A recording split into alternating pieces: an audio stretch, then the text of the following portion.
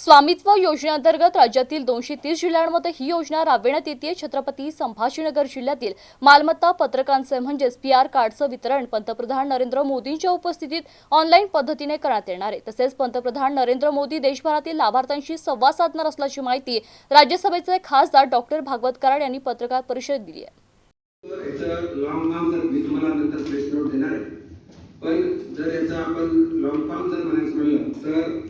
सर्वे villages आबादी mapping with improved technology in village area. म्हणजे थोडक्यात मी याची माहिती आपल्याला देणार आहे। ग्रामीण भागामध्ये जवळजवळ या देशामध्ये 6 लाख खेडे आपले आहेत भारत देशामध्ये, आणि महाराष्ट्रामध्ये 40,000च्या आसपास खेडे।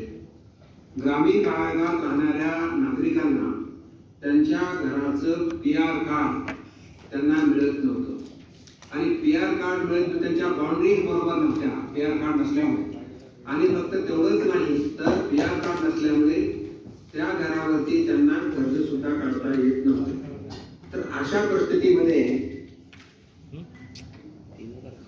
सध्याचे मुख्यमंत्री आणि 2014 ते 2019 मुख्यमंत्री असलेले म्हणजे देवेंद्रजी फडणवीस साहेबांनी त्या गावठाण एरियामध्ये एक स्कीम सुरू केली होती, पण नंतर महायुतीचं सरकार आलं नाही आणि त्याचा धागा पकडून केंद्रामधून स्वामित्व ही योजना 24/4/2020 साली सुरू केली। आणि या योजनेच्या अंतर्गत टेक्नॉलॉजीच्या माध्यमातून, ड्रोन कॅमेऱ्याच्या माध्यमातून सर्वेक्षण ग्रामीण भागामध्ये करण्यात आलं।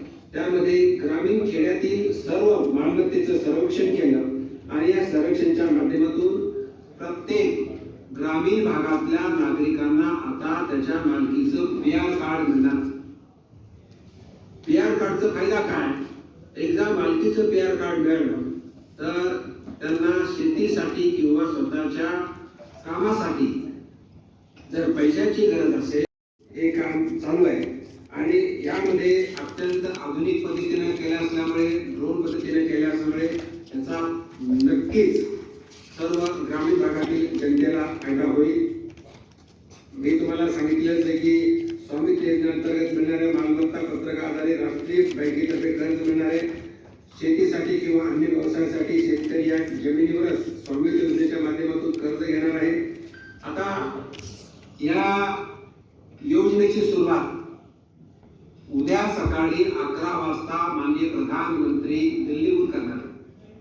त्यामध्ये काही राज्य आहेत, आणि उद्या सकाळी 11 वाजता कार्यक्रम दिल्लीतून जरी असला तर व्हिडिओ कॉन्फरन्सिंगद्वारे आपल्याला इथं पाहता येणार आहे।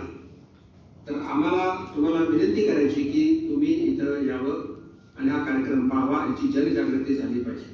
हे करत असताना संभाजीनगर जिल्ह्याच्या ठिकाणी हा जिल्ह्याचा कार्यक्रम आहे, पण अशाच प्रकारचा कार्यक्रम संभाजीनगर तालुक्यातील 9ही तालुका प्लेस मध्ये करण्यात येणार। म्हणजे समजा वैजापूर तालुका असेल, कन्नड तालुका असेल, सिल्लोड तालुका असेल, पैठण तालुका असेल, तर या प्रत्येक तालुक्यामध्ये हा कार्यक्रम होईल।